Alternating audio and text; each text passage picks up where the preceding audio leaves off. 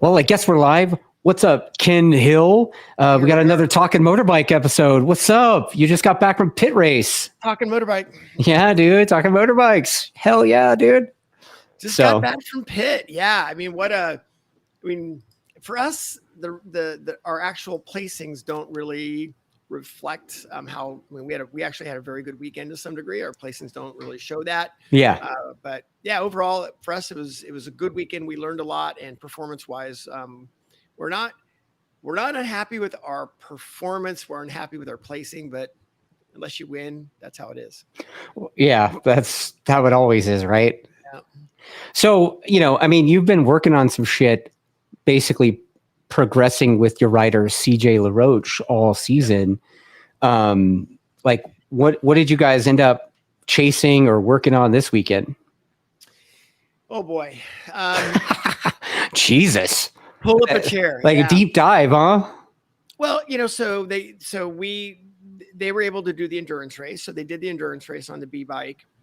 And, we wanted to try some things on that bike that were similar to the setup that we had last year. But as CJ has grown as a rider, there's some things that we wanted to try on that bike. So we kind of Hail Married a few things on the endurance bike.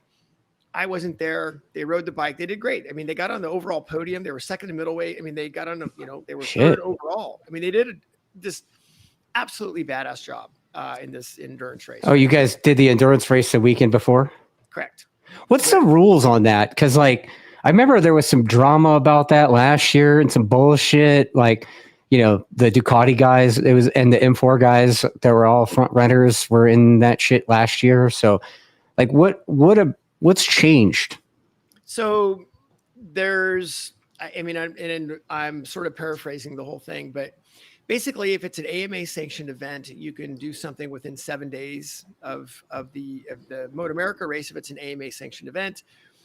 But it has to, part of it is an endurance race. You can do endurance races, but you can't, it has to be a race, right? So that's why N2 had to make Friday a timed practice, right? Because it was part of qualifications. Right. Anyway, they had to completely change their procedure to make it fit the MotoAmerica standards.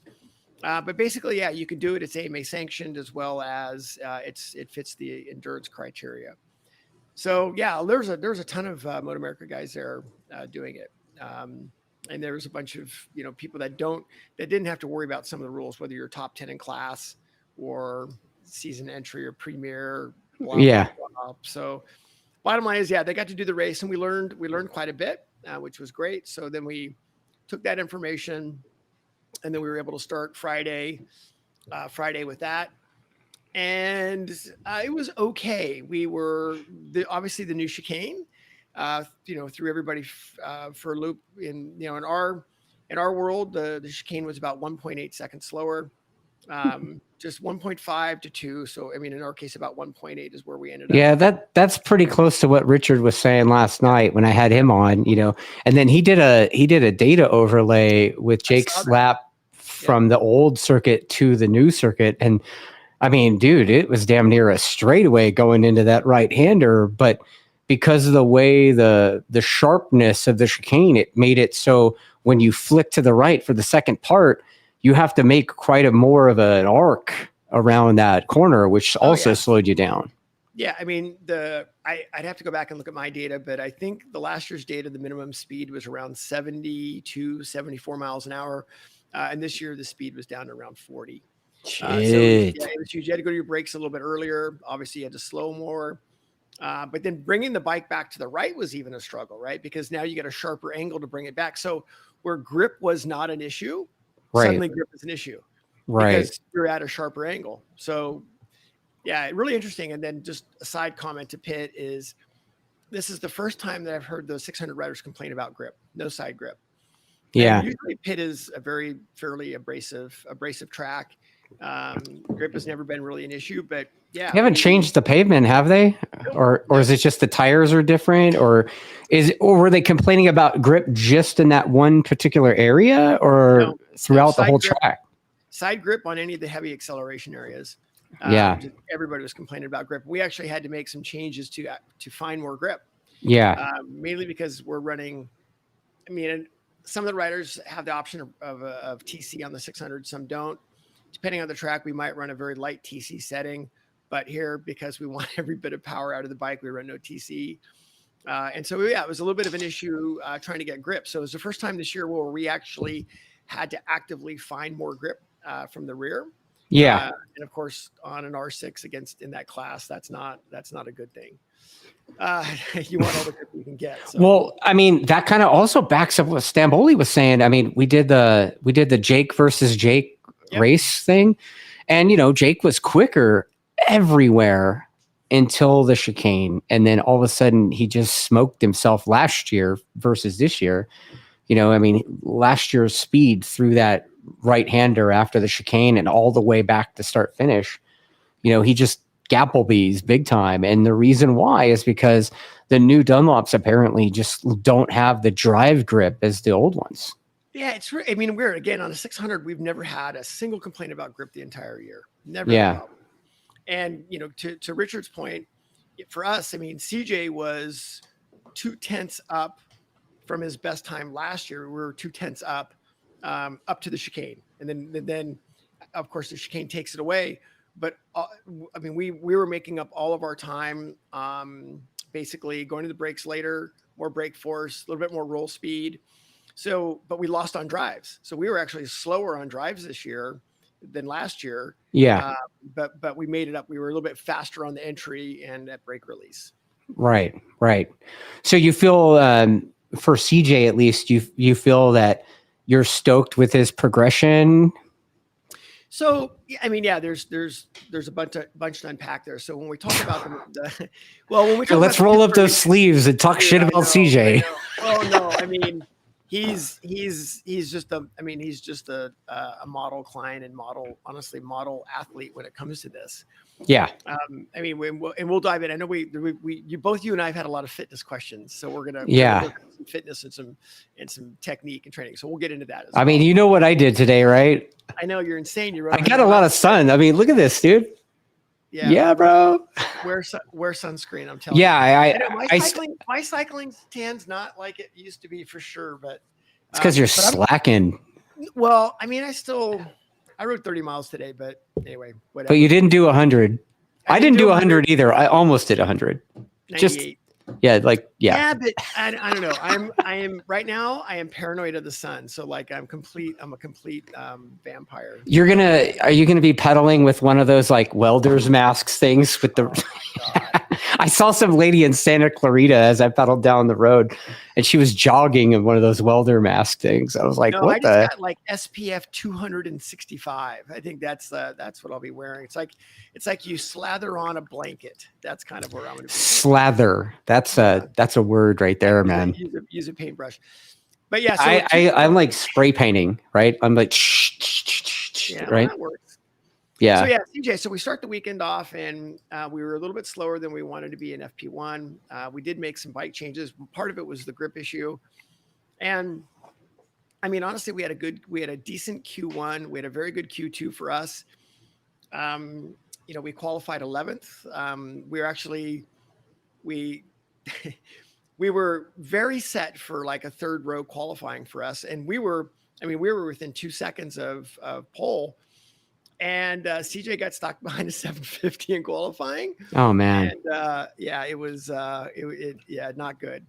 So that that kind of sucked. It got us back a couple positions.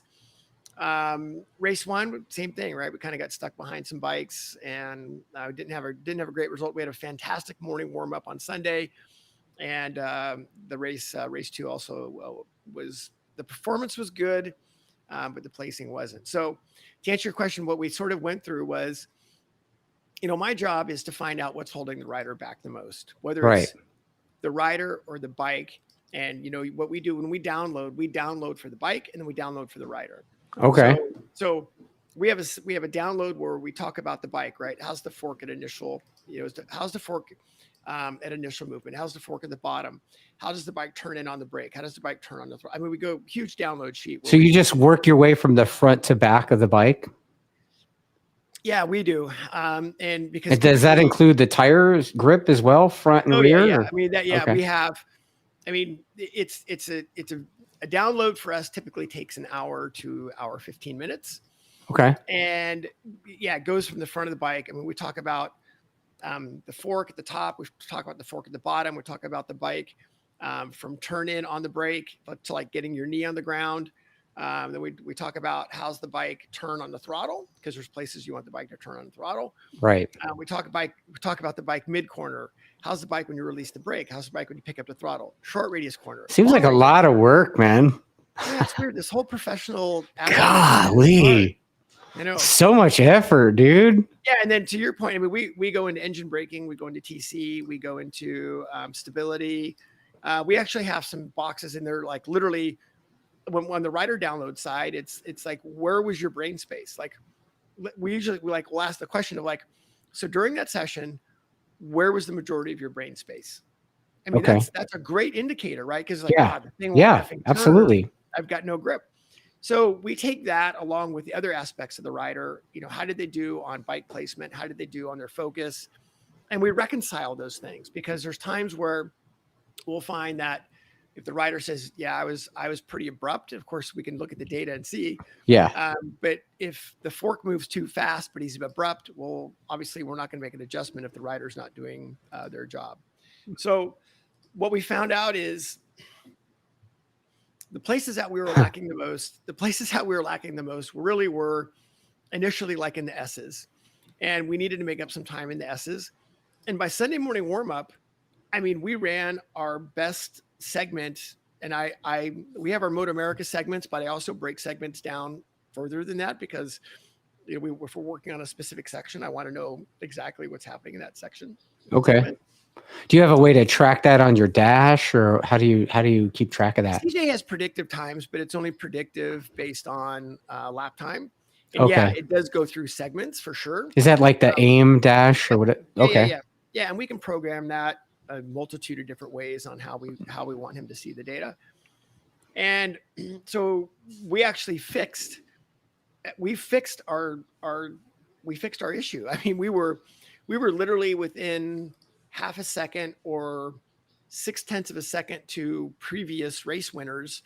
Oh, at wow. 8 out of 600 in that segment. I mean, a huge accomplishment. Where we were lacking, quite honestly, was it was taking us too long. Basically, we were getting in and out of the corner slower, meaning from when we applied the brakes to the time that we got to full throttle, that's where we were lacking. So, oh, wow. We worked on condensing our. Is that like shrinking up the quote unquote wuss gap, or is that, off brakes back to throttle gap, or off throttle? The dead zone.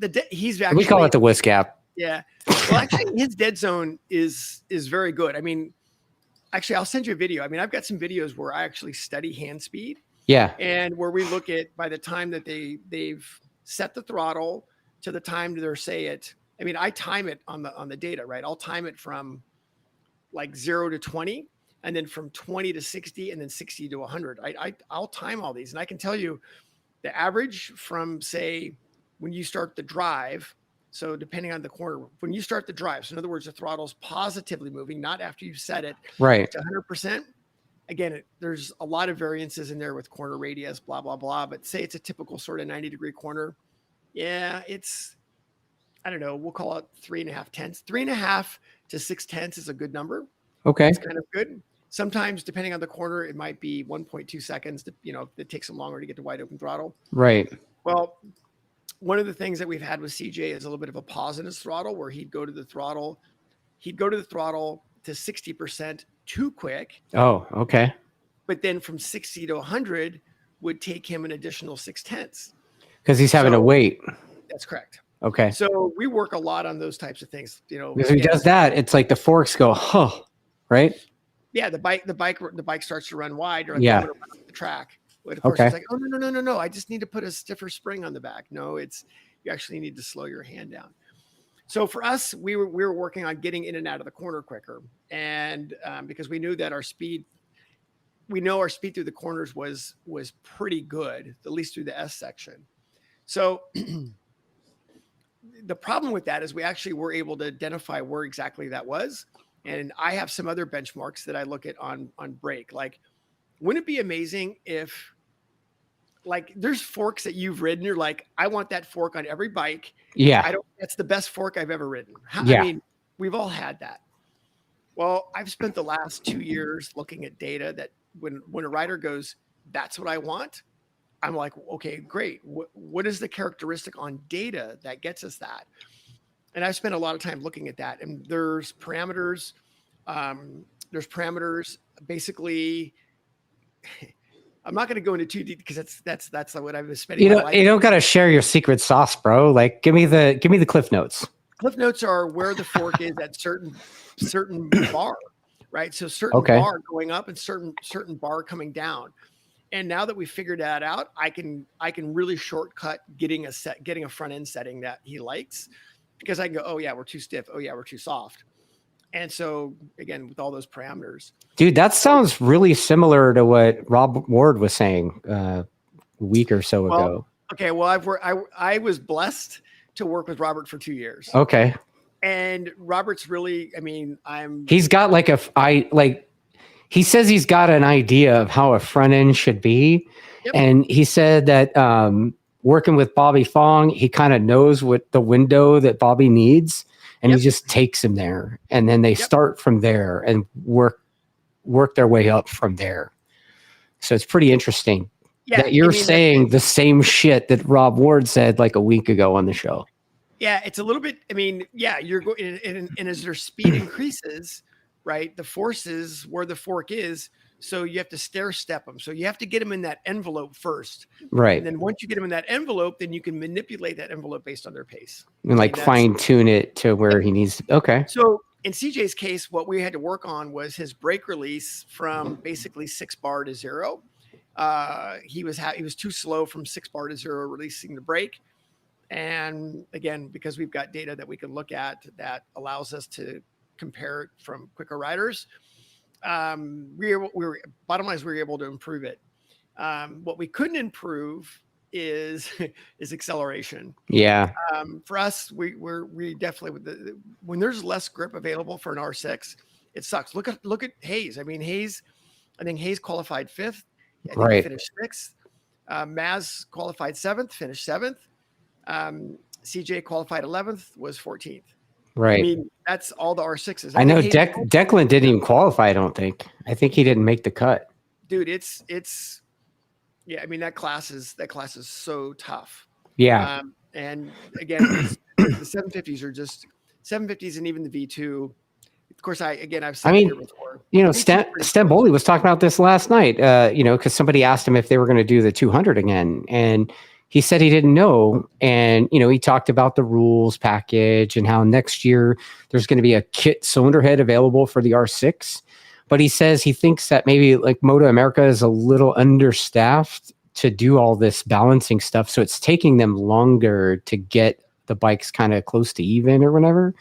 Not just shit on MotoAmerica or anything, but I'm just saying they're a little understaffed and he's like, it's causing a situation where the flow of the rules, the balancing is like up and down. So it's like one weekend the Ducati is whooping everybody's ass, and then they take their power away, and then all of a sudden the R6 is competitive again, and then they give a little bit more power back, and then the R6 is slower again. So he's like, it's like this roller coaster. I'll tell you, there's a couple things that, I mean, there's definitely some thought there. And one is, yeah, I mean, the MotoAmerica is doing the best that they can with what they've got, and it's not an easy task in this series. I get it. I mean, this is new territory for them. Right. The one thing that is a little frustrating from our side is the V2 and the 750 right now can choose from multiple maps. So normally you would think, okay, and you guys can't.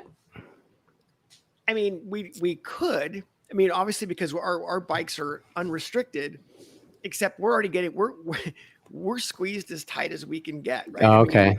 We don't have anything else to give. Right. I mean, we were Hail Mary and gearing this. You got the bad dog map in it already, and that's all you know. Okay. That's it. Yeah. I mean, we don't have anything left. That's all we've got. So we're starting with all we've got. Well, you know, the new gen stuff is they're supposed to have one map, right? In my opinion, right? They have, okay, this is the balancing. Well, what's happened now is the 750 has gone through some iterations. The V2's gone some iterations. So they're actually able to pick from multiple maps per weekend. Oh, wow. Now, so one map might be better on the bottom, less on top. One might have more top, less on bottom. But the bottom line is they can at least choose. That's interesting. And it's a little, well, I mean, just think, if you're going to go to a track that you need more bottom end, what are you going to do? You need a track that has more top end. What are you going to do? Right. And I mean, yeah, you've got the ability to choose, where I would think that it'd be nice to have only one standard. And I think that's what they're trying to do, is they're trying to say, okay, where's everybody, you know, ending up? But the bottom line is you still have the ability to choose. And that makes it tough for us. Yeah. I mean, it seems like just a little inconsistent there, you know, and it's frustrating as a Yamaha guy, you know, it's like, shit, man, we just got the cylinder head at Laguna. And then all of a sudden it's like, you know, it seems like they gave power up to the 750 and the Ducati since then. So, yeah, it's a little unclear on what the actual changes are. And I know they've said that they would open that up and let us see it. Now, getting the time to do that, to sit down with them on both sides, can be a little bit difficult. That's something I definitely want to do, right? I want to be able to understand the balancing quite a bit more. Okay. But yeah, it's the bottom line is this. The bottom line is the R6s got punched in the face. Yes. This round. And again, we were Hail Marying everything we could at it. I know the other side of the tent, Mazes were, I mean, they were, again, same thing. We were looking for extra kitchen sinks. And Maz has a cylinder head too. So, I mean, right. So, I mean, and you know, he's a solid rider, as is Josh Hayes, and Josh Hayes finished amazing. What, 4th or 5th? Like, yeah. I mean, they're badass. All those guys are badass. And yeah, I mean, yeah, it's funny, when we were in Park Ferme after race 2, CJ was in a battle with a couple 750s, and one of the 750 guys came up to him and said, I was glad that I was on a 750, because CJ actually got by him. And then later on, of course, he got passed on acceleration. Yeah. And you can look at CJ's data, right? He's being parked in so many spots. He's trying to get runs on him. He makes a move. And then he overslows and he has to wait. And then, I mean, it's just you're just basically end up drag racing in between corners. And even if you get a run on him, it makes it, the problem is you rarely get the opportunity to get a run on him, right? Because you're just too far back. So you can't make a Hail Mary break pass, because when you're, again, lacking 3.5 tenths off of every acceleration zone, you don't get that back. Yeah. You know, you said something earlier that you were asking the rider to download with you about engine braking. Yep. Do you guys, is that something in your electronics that you have strategies to like go up and down in the engine braking? Yeah. Or are you doing that old school style with the messing around with the slipper clutch? No. The slipper clutches are great. You know, our bikes, we've got Graves R6s, and Chuck has built us. We actually have 2 different ECUs that have, I mean, the engine performance part is the same, but we've got different engine braking strategies. So on the bike, per ECU, we've got 3 engine braking strategies, and we have 2 ECUs to choose from with all the engine braking strategies. Oh, so you guys have like programmed ECUs ready to swap out as needed? If we need to, yeah. Okay. Yeah. That's cool. So it's not like a spare situation. It's like, you probably have spares too, right? But you have a whole nother ECU. You can just like, correct. Okay, that's badass. Yeah, we don't go, I mean, honestly, a lot of times we'll run TC1 just because it's not very intrusive. Like, you'd never hear it. Right. But it does make a difference on acceleration, especially, again, like a roaded land, it makes a big difference because of how you can't get on the back straight where you turn. Yeah. We saw some speed increases with no TC. So typically we run no TC. Is that the GYTR electronics, or is that like flash tune stuff? Okay. Yeah, it's Chuck's flash tune stuff. Because I'm using the GYTR stuff on the Yamaha R1, and we got a lot more control over how much power and torque we can, you can basically choke the shit out of the thing, like in the lower gears. Right? This is 600. We want all of it all the time. Yeah. Yeah. Yeah. So like that window you're talking about, it's like when you've set up the electronics for the lower gears, like first and second, for instance, and you're choking the shit out of the power and torque. I mean, basically, once you get direction, you can just, right. It's like 0 to 100 like that. Well, again, and then the bike does all the electronic shit for you and babysits you. Correct. I mean, the 600, I mean, again, no TC on that one most of the time. Same thing though, just like I mentioned about tracking hand speed on braking, I actually track hand speed on the throttle as well. Okay. And let's talk about that a little bit, because Pitt. And actually, this is going to lead up into a question I have already. I have a guy, his name's Chris Graybosch, and he says he would love to hear how you break down thinking about a corner from exit to entry. He says he's tried listening to your podcast, but as an amateur, it's difficult to understand. So it kind of what you're saying kind of leads into what he's asking. That's what I'm saying. So, I mean, it's all based on corner radius, or what it starts with, what the length of the entry versus the length of the exit. Okay. It all starts with that. So is the exit longer or the entry longer? So that's where it starts. Or are they equal? Well, that's balanced, correct. if you will. That's correct. A balanced corner. So if Champ School. Where do you think they got that? I don't know, Ken. Where did they get that? Yeah, great question. I know the answer. Anyway, exit, entry, balance corners. And so we're that exit corner. Once you understand it's an exit corner, then you look at the appropriate report cards for that, which is, can I start positive acceleration past the apex? Great. Entry corner, you're going to use the brakes to or past the apex because the entry lasts longer. And a balance corner can be either, just depending on, you can set it up as either an entry or exit, and it doesn't change the lap time. That's sort of how we look at it. So that's the short version there for Chris. There's a lot more to it. He can listen to the podcast multiple times because there's a bunch of stuff in there on that. But Pitt, the thing about Pitt, it has places where, I mean, you cannot rush the entry. I mean, you cannot rush. I mean, backing off a little bit. I mean, it's like for instance, I had a conversation with Richard on Saturday morning. We were just talking about JD in general, because, I've worked with JD for so many years. Yeah. And so we're just talking. He's like, JD's rushing this, and he's rushing that. And, we talked about that a little bit. And JD came over and we actually talked about it, track map, braking. We kind of went through it. Yeah. And I mean, it's so funny because everybody does want to get, I understand how important the last 0.01% is, but fundamentally you got to start with your bike placement, and are you taking advantage of what that corner is? And so JD was rushing some areas compared to Jake, and that was definitely a problem. But the other thing that we had to talk about that is so important at Pitt, and there's other tracks like this, Road Atlanta's this way, for instance, in the S's, how you release the throttle and how quickly you release the throttle is a major deal at Pitt. I mean, turn 3 to 4, 8, 9, 10, 11, 12, 13, 14. So you mean like whether you roll off or you brick wall it?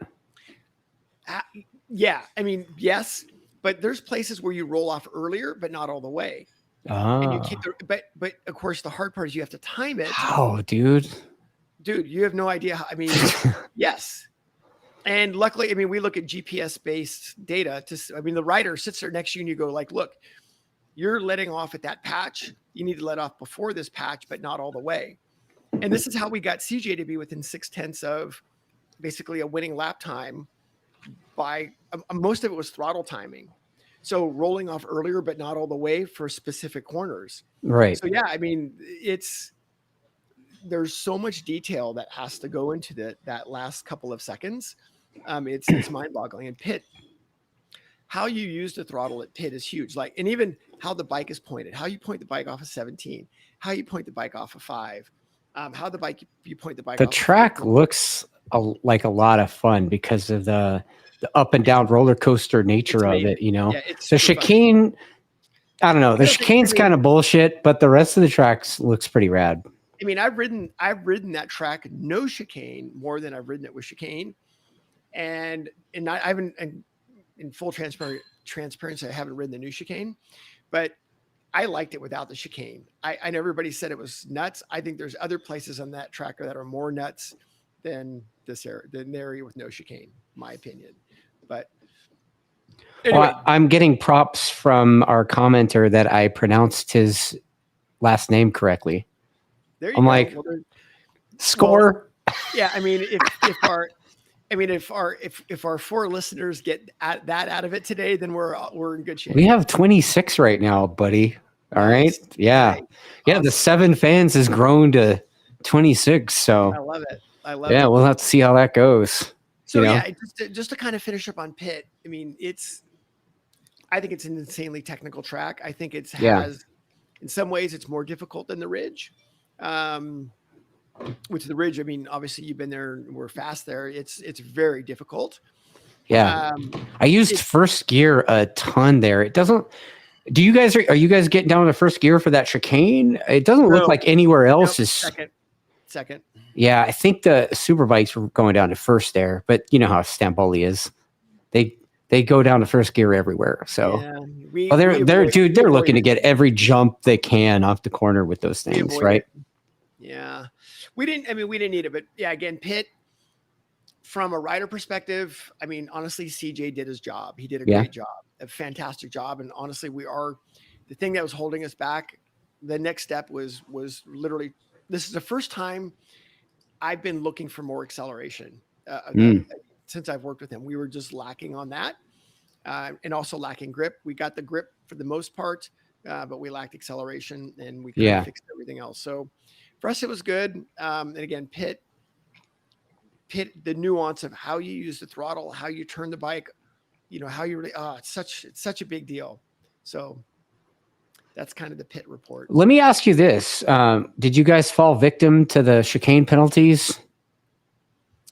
No, we had no issue with that. No issue. Because it seems like because of the nature of that rule, you know, and because that's one of the few areas that people are trying to use that to pass each other, the guy that's being passed usually ends up getting sent to the curb and gets penalized. So, okay. I mean, we can finish, we can talk more about the Pitt chicane. I actually don't like the new chicane in that, one, it's tighter. The consequences are higher if you make a mistake. Right. And there's you're pointed at the grass. Right. Where before, when you brought the bike back over, you were more pointed back on track. Right. Here, you stay pointed to the grass quite a while. Yeah. So, yeah, I don't know. It seems like it looked like a lot more risk going in. I would agree. And going out, actually. Okay, but if you're hauling ass, your bike is off the ground going in. Right. You're jumping the curb, right? I mean, that's just how you're going to do it, right? Yeah. Yeah. So you jump the curb. Your bike is basically kind of to the right when you're jumping the curb. And then you get in midair, you're trying to bring the bike back down to the left almost. Yeah. And then you're not pointed right. And so, yeah, it's really difficult in there. And again, you saw with Cam B. Yeah. So when something happens to the rider, you have nowhere to go. Dude, I talked to Ashton about that, and he was like, "Yeah, dude." He's like, "I when he jumped the curb, it shook a wire loose, and when he pulled the trigger, there was nothing." And he didn't know it until he pulled the trigger. You know? I mean, and again, wow, you've got 2 bikes behind you, that are sitting behind you, and yeah, there's no. Bobes had nowhere to go, dude. He just, man, it was so bad. I'm glad he's okay, honestly, because it could have been way worse. Because Hayden Gillum gave him a pretty good lick while he's flailing through the air, you know. I mean, yeah. I mean, if Cam B was on the ground when Hayden went by, that could have been really, really ugly. I mean, do you think they should explore going through there without the chicane, period? Or is the place just not enough runoff there, period, for that? Because I got a commenter that says that The Chris McCreary says he rides PittRace and without the chicane, and it's scary fast. He says it is scary fast. I mean, basically, you're coming off of 14, third gear, fourth gear. You're almost going to hit fifth gear. Is it like turn 1 at the ridge without the chicane fast? No. It's way less than that. Right. But the thing is, I mean, I know if somebody runs off, they're going to run off there fairly late, and you're more than likely going to be parallel. Now, if two bikes came together as you were coming back from the left to the right, two bikes came together, yeah, that could be ugly. Yeah. But there's a lot of places where that could be ugly. So, well, you hear Skoltz in the post race interview, because he and Bobby were kind of going at it, and Skoltzy, the crafty son of a bitch that he is, he was said straight up. He's like, "Oh yeah, dude, I knew he was going to go in there, and there was no way. I sent him, like he just let go of the lever, and Bobby had nowhere to go." Yeah, correct. And then Bobby gets a penalty, and I don't know. I think so I guess the way to break it down is this. I think the chicane we're using now is not as good, and I don't think it's as safe as the one we used before. I realize that what the track is trying to do is to have a permanent chicane. I get it. I don't think it's as good as the situation we had before. Should they make it wider so it's not as sharp? The problem, it needs to be reconfigured for sure. Well, it would need to be reconfigured for sure. The problem is they're trying to keep it so if somebody's not using the chicane, there's no alterations that have to be done.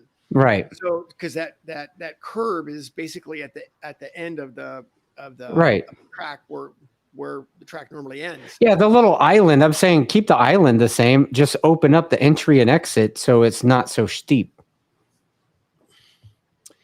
Yeah, I mean, I would say opening up the exit would be the safer route because you're going to have people. You are trying to slow them down. I get that. Right. But the issues that we're having are where people are trying to bring the bike back. Somebody's blocking somebody, and there's no place to go behind them. Right. Because you're pointed at the grass. Yeah. So I think that there could be something there. Yeah, there's some grading that would have to happen, but yeah. Anyway, I don't know. I think there's more. There's definitely an improvement that can be done though. So I heard some other stuff about PittRace. I guess the PittRace management was having one-way conversations left and right with people in the paddock, screwing down their awnings to the paddock surface and parking in the grass and stuff. Were you guys? Apparently, you guys weren't on the receiving end of any of that. No, other than a couple things with Pitt. One is I know that when they parked. There was a motorhome that got parked for the team because normally the motorhome stays in the paddock. The motorhome got parked up at the top, and it got parked and then it sunk. I mean, it made it 25 feet before the whole thing frickin' sunk in the ground. Oh, dude. So because it had been raining so much there. Yeah. That I mean, they shouldn't have let anybody park in the grass. Obviously, that was going to be a problem if they knew it was going to be that wet. So right. No one was told that. So just like if you're on the bike, right? If you got off in the grass, you were down. And that yeah. Well, I mean, wet grass is basically the same behavior as oil on the ground, on the pavement, correct. Right? You're speed up. Yeah, exactly. Slip and slide. So that's one thing about that. The other thing is that the wind was nuts, I think, on Friday night. Right. And Pitt gets weather. So I don't know, Thursday night or Friday night, I don't remember. Friday night, maybe. Anyway, Pitt gets weather for sure. So how people put their canopies down, or put their canopies, and so they don't fly away. Yeah, I mean, you got to do what you got to do. That said, no, we were not on the receiving end of any of that, other than I know that they had to drag the motorhome out with a freaking 4-wheel drive. Oh, that was y'all's motorhome? Well, wow. It was CJ's. Yeah, good times. Yeah. So yeah. Yeah. I mean, I heard some comparisons of the track manager guy to the guy at High Plains Raceway. I was like, what? Have you dealt with Glenn before at High Plains Raceway? I have. I've been. So you know exactly what I meant then, huh? So in full transparency, I've had nothing but good issues. And those guys, I have no issues with those guys. Oh, I don't either. I mean, I have been on the receiving end of his vitriol, I guess you could say. But it wasn't my fault, man. Like, he asked me a question and I gave him feedback. He just didn't like the feedback, you know? I think it was more, this was more like the one-way conversations that happened at Indy. Oh, okay. When we were at Indy. I don't know. Anyway. Yeah, I heard some stories there too. Yeah. Oh, well. Yeah. So right on. Yeah, that was kind of that kind of wraps up kind of our whole pit weekend. But dude, there was so much other action going on. The Superbike stuff was amazing. Oh, dude. Yeah. I mean, you got to give it up to Jake, right? Like, nobody, not even us. I mean, we kind of knew, you know, I mean, I know that that Tom was very adamant that, you know, Jake's championship jersey had to be blue, and we had to have it there because mathematically we had a way to win, you know. But we didn't expect to. Richard was like, dude, no one expected him to get this weekend. No one expected it. Yeah. I mean, we expected him to win, but we didn't expect, you know, his lead rival in the championship to get a donut on the weekend. And, you know, and then, like, dude, Richie Escalante was so close. That race, dude. Yeah, that race won. Yeah, that was a little bit of a bummer, but yeah. So first of all, dude, Fonger getting pole. Like, nobody predicted my man Fonger getting pole. And by a lot. Dude, he's such a beast. Yeah, dude. I mean, how loose he likes that bike. Sideways everywhere. I mean, oh yeah, dude. Yeah, and the way he would enter the chicane too, and like full on jump that first corner at the first curbing, and like the bike would barely land, and he was already flick. I was like, God every damn. lap in the chicane, it was like, oh, he's not going to make it. Yeah. Oh, yeah. Oh, he did. Okay, cool. Yeah. He made it. I mean, he's going in there like full lock sideways, like dirt track in the thing on the way in. Oh, totally. So. Yeah, the Fong thing was absolutely amazing. I mean, same thing. Even PJ rode so well, dude. Yeah, PJ got a sniff. You know, he won a race at Brainerd, and dude, it's like a light switch went off in that dude, and he's gonna. I suspect he's gonna be a threat to win at Coda. You know. Yeah, I mean, first of all, I think the Beamer's going to work really well there. Yeah. Yeah, I mean, I know the first sector has got quite a bit of side of the tire stuff. I get it, but I think there's some places where that bike's going to do. Oh, dude, down the S's, you know, down the hill there with waterfall, or what do they call that shit? I think that's gonna rip. Not only that, but I mean, obviously, Cam B goes pretty well there. Dude, honestly, I think, you know, the Ducati was like Nowhereville this weekend. But I mean, at Coda, I mean, you know, it sounds like those guys are pretty confident that they're just going to ruin everybody at Coda. At the Ducati camp? Mm-hmm. The Ducati goes well there. I mean, it has. They were fast. They were fast at the test, you know? Oh, but I mean, even. I was the remote timing bitch for the test, right? But I mean, Baz Petrucci, obviously, Jake had problems, but yeah, I think, I mean, the bike does go well there. Yeah. But I think the Beamer's a massive step up. And I think the Beamer's going to do really well there. How do you think these the string of crashes is going to affect Beaubier's comeback? Yeah, it's funny because I was. It's like I don't think I've ever seen him make mistakes like that week in and week out. You know. I can't. I mean, we can't. It's tough to call it a mistake, right? Because he's kind of sort of been in the wrong place at the wrong time. Oh, that's what I mean. Like, I mean, it looked like they were lost with setup. So like he was racing against people that he probably would never normally be with. So, there's a couple topics there. One is, as far as like the crashing, right? So the crashing, I mean, that's the wrong place. At the wrong Brainerd, you know, I'm saying the mistake, like Richard, I'll give you straight up. Like last year when I did the CRA thing at Laguna Seca, Richard texted me and his lead mechanic guy at the shop, Yosef, same thing. He's like, whatever you do off the start, go into turn 2 on the inside. Don't get hung out to dry on the outside. You'll be put, And- you'll and, you run know, out of track on the outside. Beaubier's raced at Laguna forever. He knows this really well. And somehow he found himself on the outside, and then he ended up again with nowhere to go. And, you know, obviously Beaubier ended up getting kind of taken out by Cam P, who crashed, right?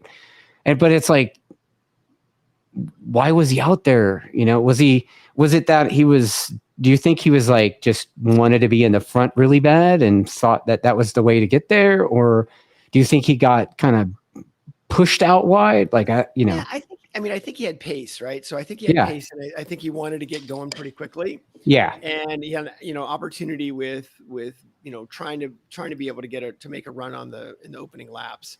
So it is a tough one. Yeah.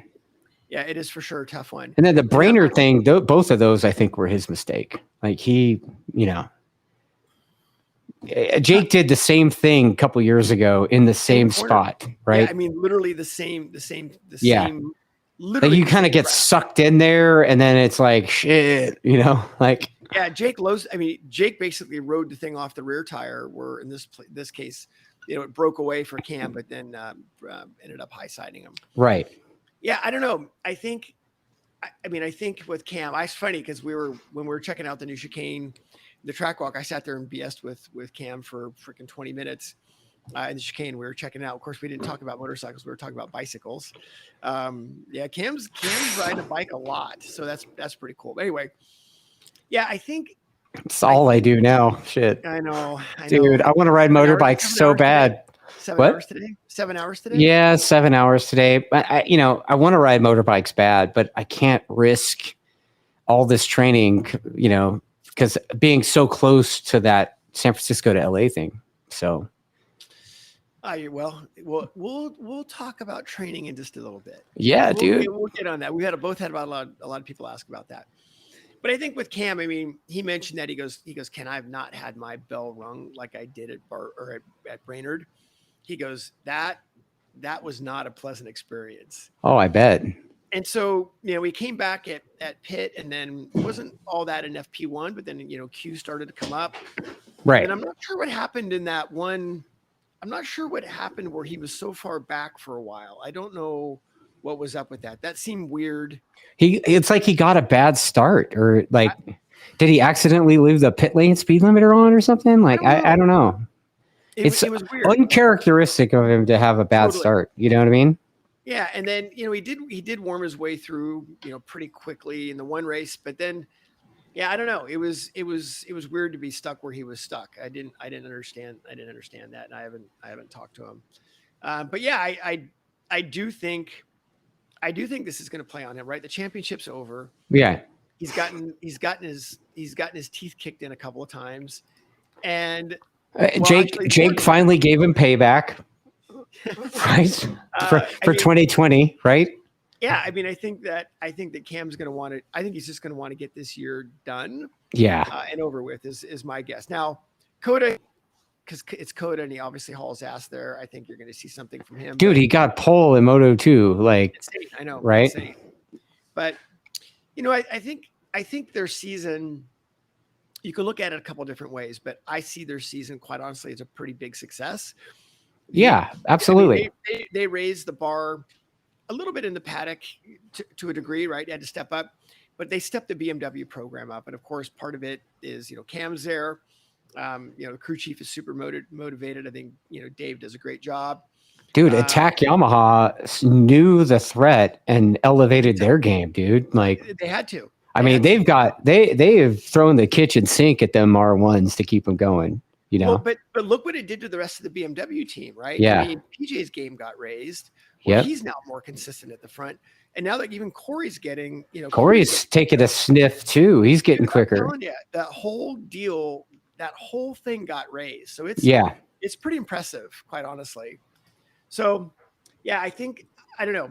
I think this year, hard to say what his motivation is going to be, but yeah, I don't know.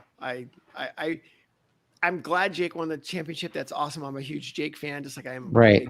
Cam B fan. And it was fun, because at the beginning of the season, Michael Kiley made that really fun press release talking about how they're going to gladly relieve them of the pressure of having the number one plate. And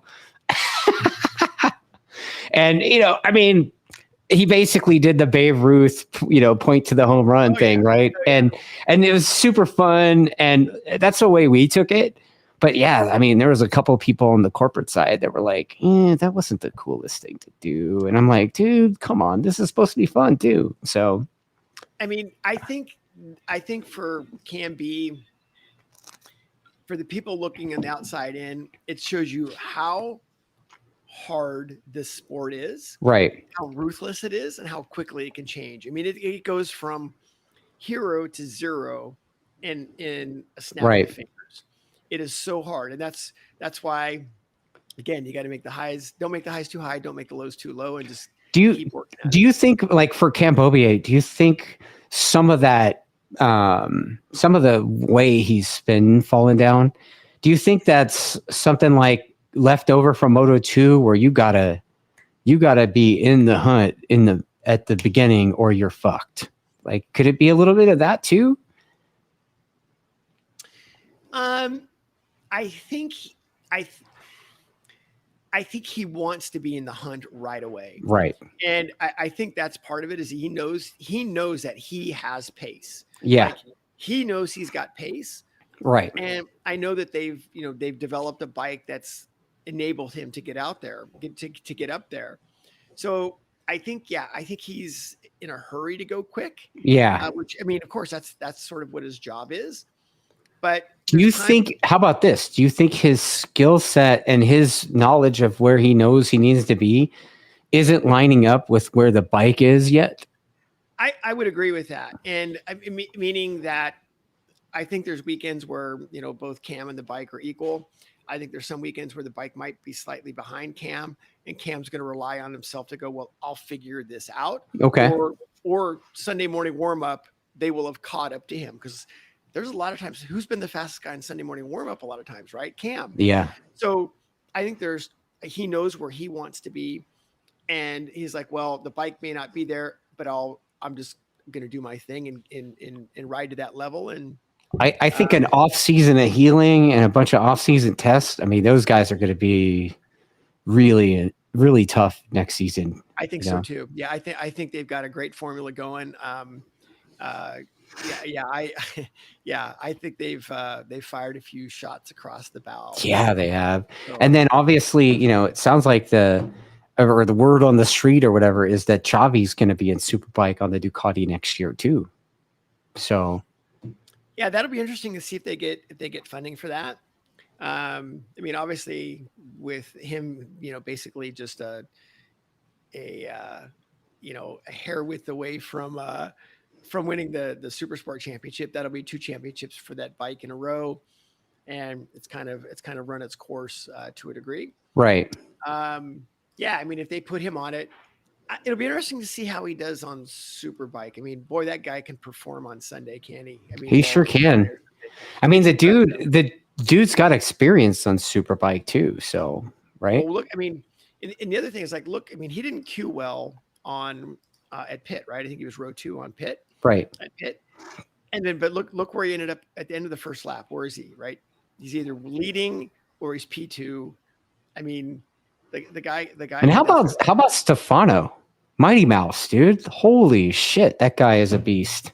He's amazing. And you know what? That Xavi guy in the Supersport class has forced guys like Stefano and Josh Hayes even to like step up their games. I mean, especially under braking, because he's got that world Superbike kind of braking style where it's a whole nother level. Yeah, dude. It's a whole nother level up. I mean, there's no two ways about it. And the bottom line is he punched everybody in the face on that right at the beginning of the year. I mean, it was kind of embarrassing how he did. I mean, like what he did at Road Atlanta. Yeah. Even to a degree at Barber in poor conditions. I mean, it was a little bit of a slap in the face to everybody. Yeah. I mean, with I think you've seen people like Stefano first of all, Stefano's just in a much better position to be a racer now. Yeah. Got a great Well, because bike. he's not changing his own tires in qualifying right. on TV. I think it's great where Stefano's finally in a position to be able to ride. And yeah, I mean, again, like race 2 is a great example. I mean, race 1, obviously Stefano had a great race, covered his bases, he wins. Race 2, man, the game got elevated in race 2.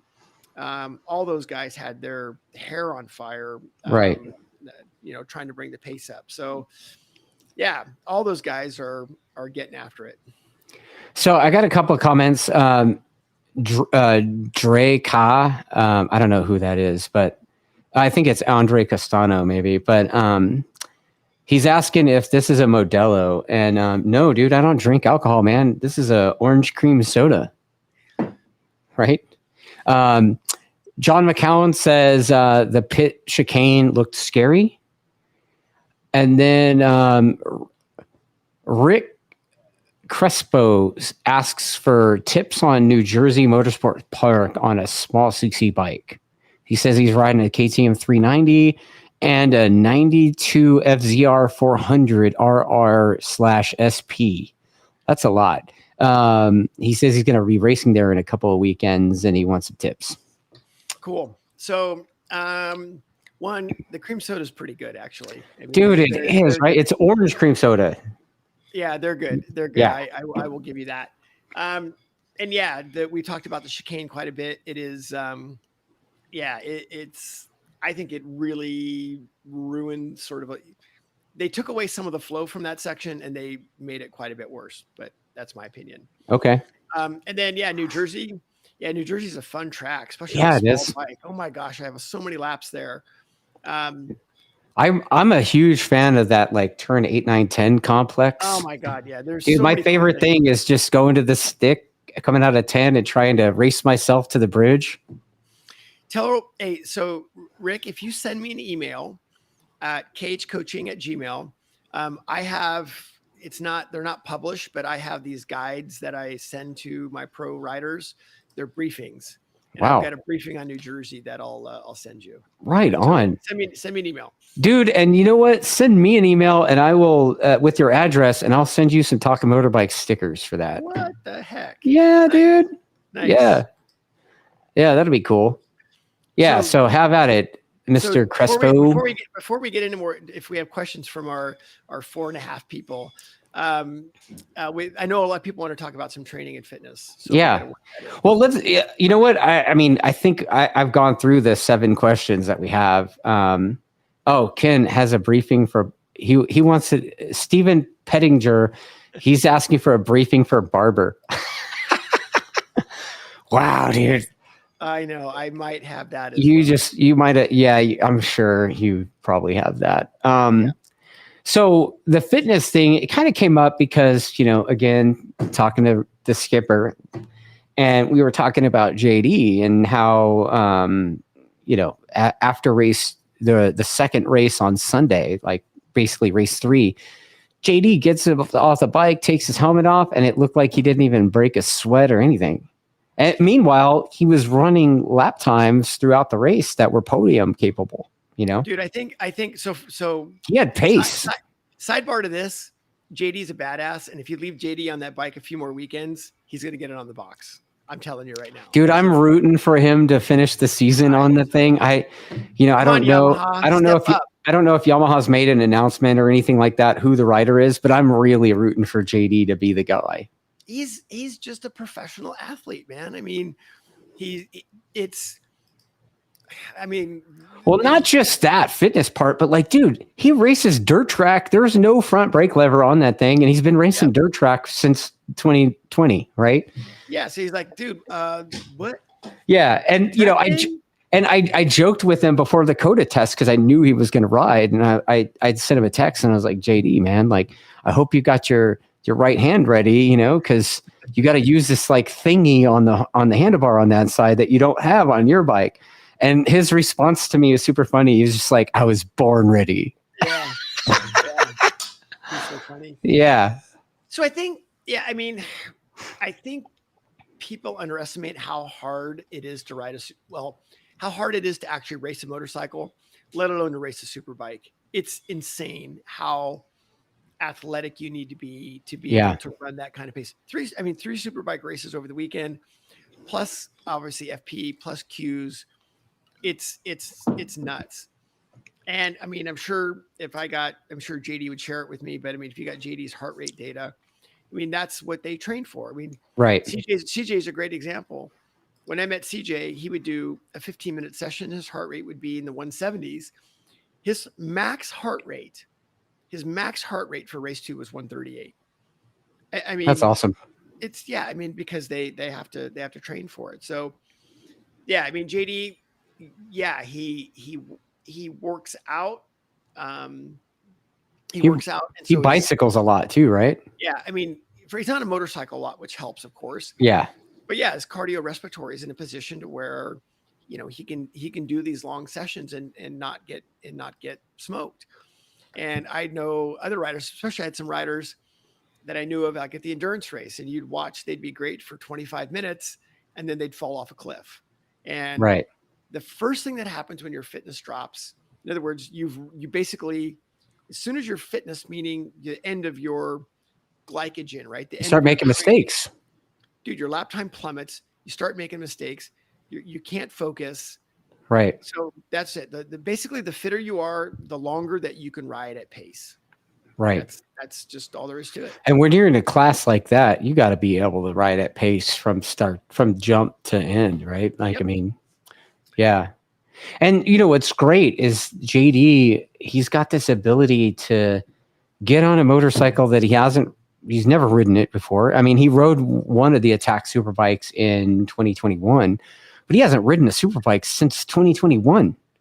And He gets on the thing and, couple days riding the thing, all of a sudden he's doing pace that the leaders are doing in the race. I mean, it's pretty impressive. Like, he didn't get on the podium, whatever, but he was in that mix against a bunch of dudes that have been there the whole season and they've been riding that style of bike forever. So it's, and JD had a habit of having the crutch of the rear brake lever, and Richard took him off. We did that years ago with him. Yeah. We trained. He put a handbrake on, right? So no. We've been there. So I think there's a lot to unpack there. And part of it is when we can dive into actually fitness and what there are some very rudimentary guidelines that I have on some fitness things that we can talk about. But yeah, JD's obviously he's got very good cardiorespiratory fitness. I mean, he's in great shape. But part of it is, it's not just being in good shape. So what allows him to be able to show up and do this, right? He has really good riding fundamentals. Yeah. It's just like if you put Jake on a Ninja 400, right? He's still going to ride the Ninja 400 at a high level. He's got good fundamentals. Just like if Jake didn't ride for 6 months, they jump on a bike, within 4 laps, he's going to be hauling ass because he's got good fundamentals. Well, I've seen that at the tests, right? Like we'll show up in December or something. We'll do a button willow test over the winter, the first test. And, Jake hadn't ridden since September, basically, right? He gets out there and within 5 laps, he'll do a lap time that's just unheard of at Button Willow. I mean, like I've seen a minute 40 from him out there, which is insane. Like, so, I mean, they understand what direction is. They understand what good brake usage is. Right. They understand what their vision is. They know what reference points are. They know what their field references are. And so JD, even though he's doing it in dirt track, it still has 2 wheels. It's still got a throttle. Right. So there's still a slow point. There's still an exit. There's, all of that is there. They're just putting it in a different environment. And so guy like JD, that's what actually, how can they jump on something and go so quick is because they have fundamentals built into them. They know where the bike should be slowed and pointed, relatively. They know what proper brake usage is. Now, are there nuances? Of course there are, that they've got to figure out. Right. And, they can get within 3 seconds of the pull time very quickly. And of course, then they got to start working on those last little bit of seconds. But that's what's so underrated in our sport, is understanding what the proper fundamentals are, so you can go do that. You can jump on any bike, anywhere, it doesn't matter. Right. And, instead of like, oh, I haven't been to that track in a couple of years or 5 years. And hey, can you guys give me a couple sessions to get warmed up? It's like, no, fuck no. Shut the fuck up and Stop being get such on a it. pussy. Get out there and get your job done. That's right. Get their job done. And that's what I mean. That's what you're trained to do.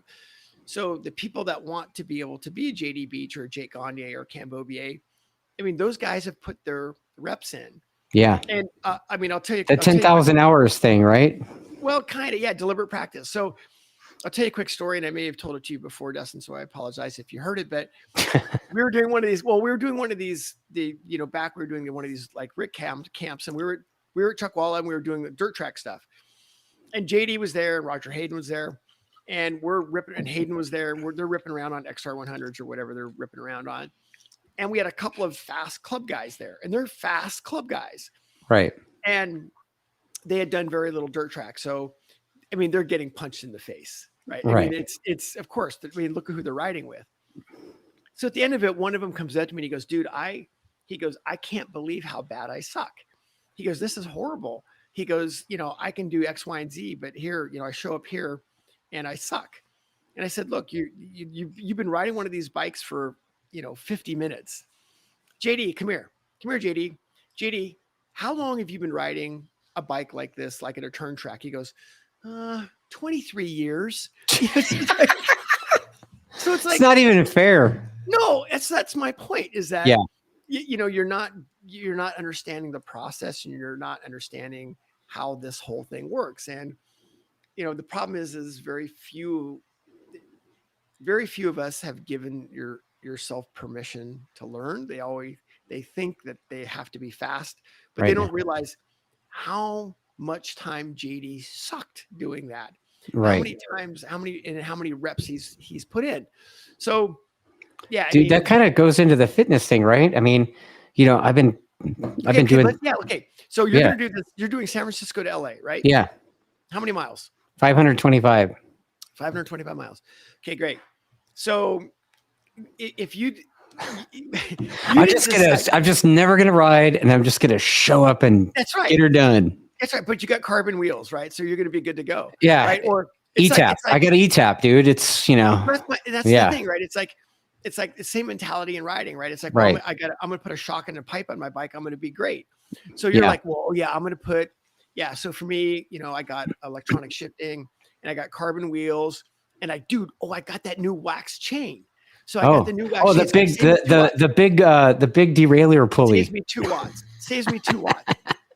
Right. So it's like it saves you 2 watts when your FTP is 105, right? I mean, it's just like, come on. You're right. It's the same thing. Like you're putting a shock on your bike and a pipe, but you're braking 300 feet too early. It's just, and you're turning in early. Yeah. I mean, God. Yeah. There you go. So it's understanding what you need at the right time, and realizing that there's so many aspects of training that has to happen. So what you're saying is, if you're riding a bicycle, you don't just go to the shop and get fitted and buy one, and then immediately you're doing 6-hour bicycle rides the next day. Like, dude, you're Cat 1 the next day. That's how it works. I don't even know what that shit means, honestly. Well, it's like a Category 1 racer is like the highest level of racing. Oh, okay. In the U.S. So, but yeah, I mean, it's nuts. I think to back up a little bit is, I talked to Richard. I think it was Saturday morning. Right. How's JD doing? Hey, JD's doing X, Y, and Z. So before Superbike comes over, JD comes over and goes, hey, Ken, can I talk to you a little bit about what I'm doing? And he's like, how do I go fix some of these areas? Because JD already has a technique, right? He already has methodology. We're not creating a new fundamental. All we're doing is bringing out a fundamental at that time that he needs. So he's like, oh, let me just pull that out from my backpack. I can go use that. Great, cool. So that's why he has so many more tools in his toolbox to be able to use. But the bottom line is he's built that toolbox. Right.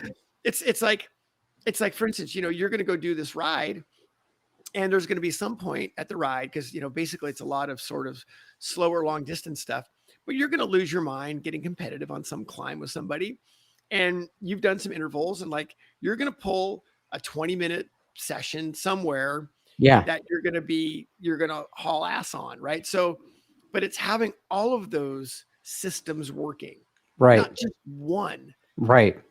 And those all have to be trained. What's weird, and I used to argue with Nate.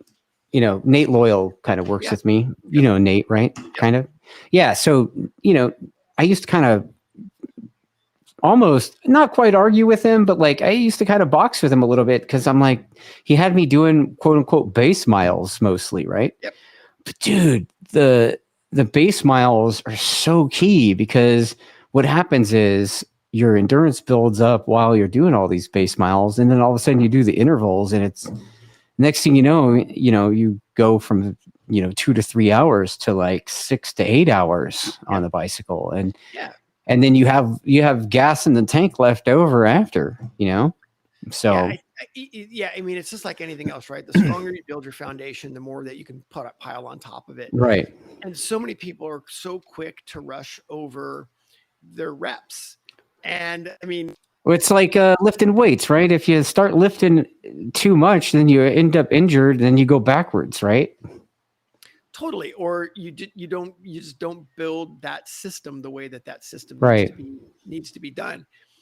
I mean, even in the motorcycle world, I mean, we would have, we'll just use JD because it's a great example. When JD would train with us, we'd put him on a stock R6, and we'd put him on Q3s typically. And then we'd put him on slicks later on, and it'd be like, okay, you're going to go work on XYZ. Okay, great. You're going to go do 3 3-lap sessions. So an out lap, 3 flyers, an in lap, and I want them all within, right? So basically don't come back here till you get those 2 tets. Okay. Then he'd get that figured out. And then we'd say, okay, great. We're going to put you on, you're riding an R6. Great. Guess what? We're going to put you on that R3 right now. Stock R3 with street tires. And you got to go do the same thing. Oh, and man. Say, okay. Yeah. But you see, you're having to develop these systems and then put them in a different environment. And that's, or guess what? Now you're going to ride an R1. Great. You're going to ride an R1, go figure it out. Yeah. So yeah, it's just part of having to build those different systems, right? Just like you're doing with cycling, right? You get your base miles, you've got your 3 by 20 minute, Yeah, I'll do like a 30 miler, 35, 40 miler, and I'll cram in a bunch of different intervals in there, kind of making my heart rate go up and down. Basically, that's all it is. Yeah, I mean, I did 30 miles today, and I did 2 20-minute sessions in that 30 miles, right? So it's like, okay, I'm going to do a warm up. I'll do my 220s, cool down. Life is great, and just you can pick different workouts in those different systems. Yep. But yeah, the bottom line is all this shit's got to be trained. Yeah. And I can't emphasize enough. Again, nobody wants to do the training because it's boring. It's not sexy. Nobody's watching. Yeah. That's actually where all the work is. My goal, using the training for the San Francisco to LA thing, I think I told you months ago, I was like, dude, my goal is to make this as easy as possible. And so I'm kicking my own ass every day trying to make it so when I do that ride, it's going to be a breeze. And right now, dude, where I'm at right now, it's like, it's so going to be easy. So yeah. There's no doubt, right? You'll be able to ride with packs of riders. Like I was talking on the phone, climbing up Lake Hughes today to my buddy. I was like, yeah, dude, I'm climbing up Lake Hughes. He's like, what's the grade? I was like, 9%. And you're having a conversation. Yeah. 7%, 9%. Yeah. Right. So I think there's some basic guidelines. I try to have a few guidelines for people that are trying to get some base fitness. And again, when we look at what makes up an athlete in general or in total, is obviously you've got your physical fitness, you've got your mental fitness, and you've got your technique. So all three of those things have to be trained. Each one of those systems has to be worked. And on the physical fitness side, I like to see, as a start, see riders being able to have good cardiorespiratory endurance. So in other words, good zone 2 endurance for double whatever their sessions are. Right. So like you look at JD for an example, right? If they've got a 45-minute race, right, he needs an hour and a half of zone 2 training, meaning that he can complete an hour and a half of zone 2 without his heart rate rising. Right. And that's a guideline, but at least it's a good start on doing it. So if you're doing a 20-minute session or track day, right, you need 40 minutes of a good zone 2 where your heart rate doesn't rise up. Yeah, that's fair. Yeah. So I mean, I think there's a lot of things, and part of it is, but you got to work at it. You can't expect to be there the first time you try it. You got to go in there and put in that work. Like what would you recommend as a way to start to get there? Yeah. So great question. The first thing is we need to work the equation backwards. Oh, instead of getting jacked up saying, dude, I'm going to do this. I'm going to do this. Actually think about how much time are you willing to commit to training per week? Because whether it's 20 hours or whether it's 2 hours or whether it's 20 minutes or 2 seconds, you can accomplish something. 2 seconds, you can just say, I'm going to get better exits at the next time I ride. Great. If you say that every day, you're going to get better exits next time you ride. So yeah, you can improve with 2 seconds a day. Actually commit to doing it. So the first step is deciding how much time per week am I going to dedicate to this? And then you can look and say, okay, what part of my training needs work? And if it's on the physical fitness side, getting some sort of base cardiorespiratory work going. I would say, let's make it up, right? If you can do, let's say you could do 6 hours a week. I'm just going to throw that number out there. If you could do 6 hours a week and you can do 4 hours of some sort of zone 2 cardiorespiratory and 2 hours of basically some strength training and flexibility, you're going to be light years ahead of other riders. Light years. That's 6 hours a week. I mean, there's a lot of club racers that I know that don't do anything. Like they literally roll their bikes out of the trailer, and then and then they're always complaining about being smoked after 3 laps, and it's like, yep. I wonder why. I wonder why. Yeah. Anyway, and even at the track day, right? Even at a track day, we I got dudes that last session. They don't do the last session, or they don't. When they do the sessions, they pull off couple 3 laps before the checkered flag. Yep. I mean, I paid for every session. I'm going to go out there. What questions do we have? We have any questions so far? Well, you know what? I got a dude that's asking about, Castanos. He says it's good to see you involved in the sport still. And he wants to know if you still coach on the track as well as off, like lead follow with your students on track, that kind of thing. So I got some pretty big changes happening in that realm that, I've been doing on track one-on-one coaching. In other words, me basically riding behind people and coaching. I've been doing it since 2006. So, okay. And there was a point, and you and I talked about this, between 2006 and around 2012 or 13. Yeah. I mean, it was between 110 and 125 days a year on track. Right. So I've done a lot of lead follow. I've done a lot of laps. And a lot of 2 up. Yeah, dude. I did a 2 up with you at Jersey. Yeah, I don't know how many thousands of 2-up rides I've done, right? Thousands of them.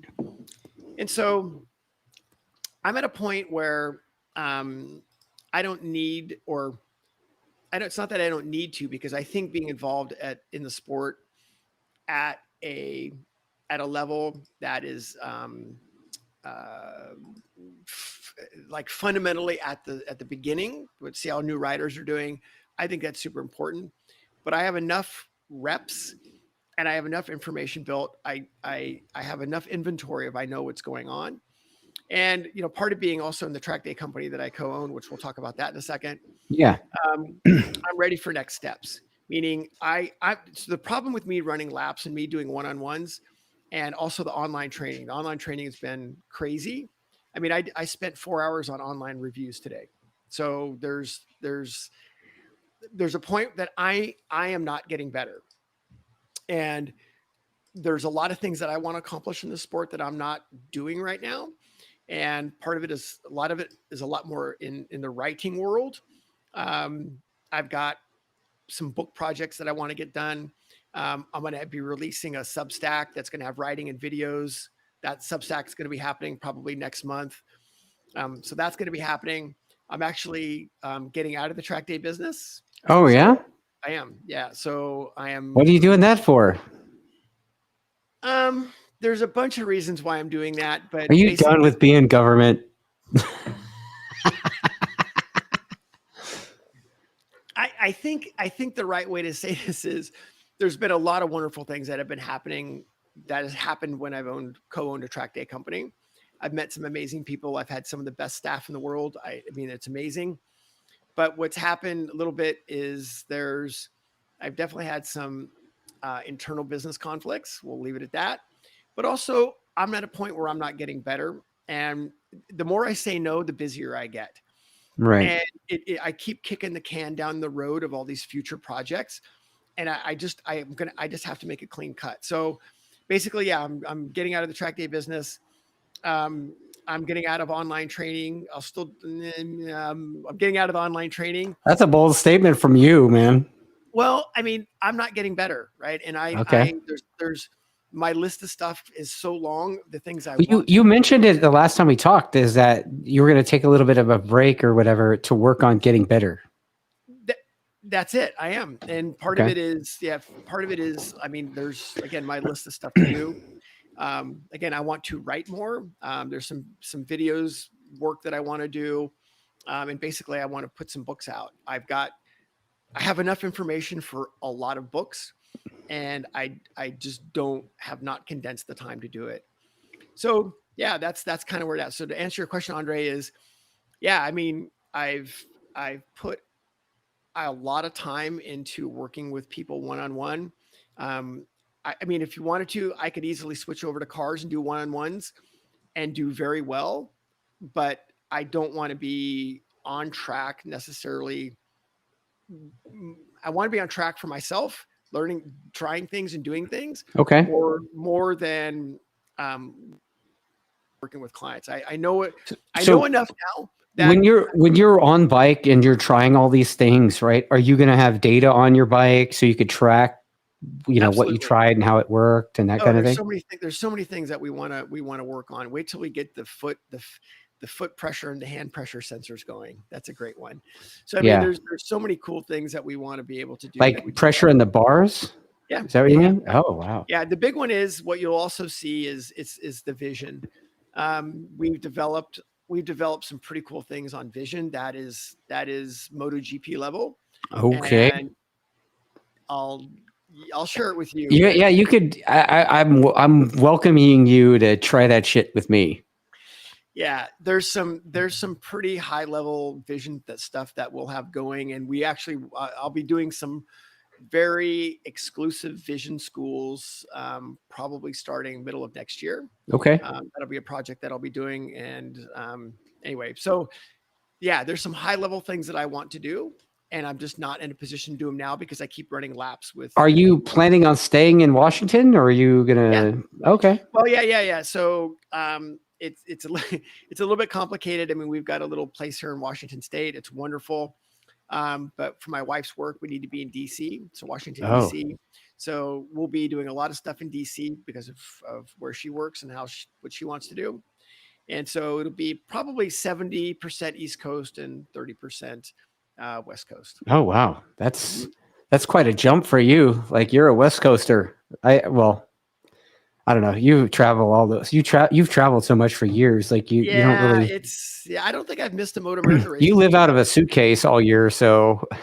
Yeah, I haven't. Well, I haven't missed a MotoAmerica race, I think, since 2015. So there's a couple guys. Dan Christiani says buy GME. I don't know what that means. I don't know what I asked him what that meant, and he hasn't responded yet. And then Tip In Racing says Moto Pilot program. Yeah, the Moto Pilot program is basically a lot of the training stuff that I've developed. That's where actually a lot of the guides and books that I've had. Yeah, part of next steps is there'll be a master class. Oh wow! So we'll have an online master class that's based on all that. That'll be again one of the projects that's going to be happen after the first of the year, where you'll be able to basically have a 7-week course where yeah, you'll go through 7 levels of this MotoPilot program. Wow. Well, Ken, you know what, man? We're at damn near an hour and a half on this thing. What the hell? God dang it. We talk a lot. Yeah, we do. You know, we have this thing where we just talk about motorbike stuff, and it just, I don't know the time where it goes. But dude, it's been fun, and you know what? I wish you the best of luck at COTA, man. You know. Yeah, we've already ridden, or we've actually driven at COTA already this year. So CJ has. Okay. And so we're really looking forward to it. We're pretty jacked up for it. Again, we've learned. I'm gonna see you guys there too. Dude, I can't wait. I mean, it's gonna be rad. I'm jacked for COTA. I feel good about it. We've got a good direction with the bike. We've been waiting for this round all year. I cannot freaking. You know what? I've been waiting for it all year, but for a different reason. 2 different reasons, actually. Number 1, breakfast tacos. Number 2, barbecue is a food group. So there's. I mean, bro. There's I can't remember that. It's Terry something's barbecue. Yeah. There's that. There's Salt Lick. There's yeah, so bro. Many, like, so dude, barbecue is like I'm just looking forward to like meat with a side of meat. There you go. Well, meat comas and breakfast tacos. I very rarely eat red meat, so that's like completely off the leash to be able to go eat red meat. So have you done the breakfast taco thing in Austin yet? Haven't done dude, that. Dude, you know what? I'm gonna grab one for you on my way to the track. Yeah, you're gonna get ruined. You're gonna be ruined for life after you have a breakfast taco. Okay, I'll take it. All right, man. Well, thanks, good chat. Justin. Yeah, that's good chat, dude. Good stuff. We'll do it. We got a few more of these with a few more rounds. So yeah, absolutely. All right, man. All right, sounds good. Yep. Thanks. All right, bye. Dude, that was good, yeah.